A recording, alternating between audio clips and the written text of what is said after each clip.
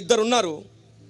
ఒకడు 2 గంటలు ఏడుస్తున్నాడు, మార్కులు కావాలి దేవుడా, మార్కులు కావాలని ఏడుస్తున్నాడు. ఇంకోడు 2 గంటలు రాత్రి మగలు కష్టపడి చదివాడు.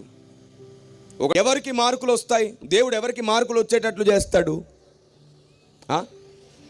ప్రార్థన చేసిన వాడికా, కష్టపడ్డవాడికా? చూసారా, న్యాయం మీకు కూడా తెలుసు. కష్టపడ్డవాడికే మార్కుల కోసం ప్రార్థన చేయడం తప్పు. మీరు ఫెయిల్ అవ్వకుండా ఉండాలంటే 3 కోసం మీరు ప్రార్థన చేయొచ్చు.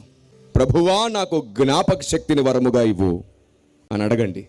ఎగ్జామ్స్ టైంలో నాకు ఆరోగ్యం ఇవ్వు. ఎగ్జామ్స్ టైంలో నాకు ధైర్యాన్ని ఇవ్వు అని అడగండి. ప్రభువా, ప్రశ్న చూడగానే నేను చదివిన ఆన్సర్ నాకు జ్ఞాపకం చేయి ప్రభువా అని అడగండి. మీరు చెప్పండి, ఈ 3 ఒకరిలో ఉంటే ఫెయిల్ అవుతారా? జ్ఞాపక శక్తి ఉంది, ఆరోగ్యము, ధైర్యం ఉంది, ప్రశ్న చూడగానే జవాబు గుర్తుకొస్తుంది. ఇప్పుడు ఫెయిల్ అయ్యే ప్రసక్తే